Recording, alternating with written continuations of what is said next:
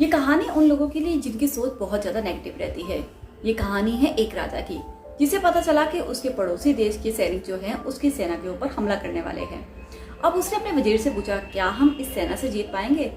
तो वजीर ने कहा, नहीं महाराज, ये सेना तो बहुत ताकतवर है, हम इनसे कैसे जीत सकते हैं। अब राजा की एक आदत थी, उस राज्य में एक फकीर था, उससे पूछकर ही करता था। उसने उस फकीर से पूछा, क्या हम इस सेना से जीत पाएंगे? तो उस फकीर ने पता क्या कहा? उसने कहा, तुम्हारे पास जो वजीर है ना, इसे कुछ दिनों के लिए ना जेल में बंद कर दो, तो तुम्हारी सेना को मैं देख लेता हूँ, तो हम जीत जाएंगे। अब वो फकीर सेना को लेकर जंग के लिए निकल पड़ा। रास्ते में एक मंदिर पड़ता था, उसे सभी सेना को रोका और कहा, रुको, मैं ना एक बार भगवान से पूछ के आता हूँ, क्या हम जीत पाएंगे या नहीं। तो एक सैनिक ने पूछा, आपको कैसे पता चलेगा कि हम जीत पाएंगे या नहीं? भगवान आपकी बात का कैसे आंसर देंगे? तो उसने कहा कि कोई घबराने वाली बात नहीं है, मेरे पास ये सिक्का है, अगर सीधा आया तो हम जीतेंगे, अगर उल्टा आया तो हम हार जाएंगे।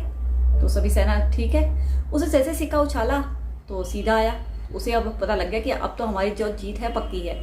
अब सारी सेना जो थी खुशी खुशी जंग लड़ने के लिए चल पड़ी। अब वहां जाकर उन्होंने बहुत अच्छे से परफॉर्म भी किया और वो वाकई में युद्ध जीत गए।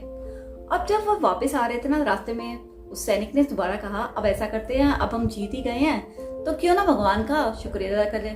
उस फकीर ने कहा, कोई जरूरत नहीं है। उसने कहा, आपको तो घमंड आ गया, आप कैसी बात कर रहे हो, भगवान ने हमें बोला था कि आप जीतेंगे।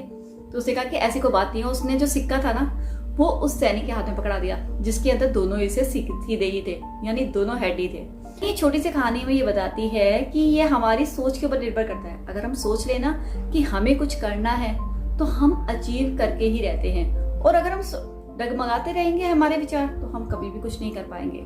इसलिए सोच को नेगेटिव नहीं पॉजिटिव रखो और यही कहो कि मैं कामयाब होऊंगा, तो आप देखना आज नहीं तो कल कामयाब होकर ही रहोगे। इस बात की गारंटी मैं लेती हूँ। और अगर आप मेरी बात से सहमत हो, तो इसे लाइक और शेयर करके मेरे चैनल को सब्सक्राइब करना ना भूलिए।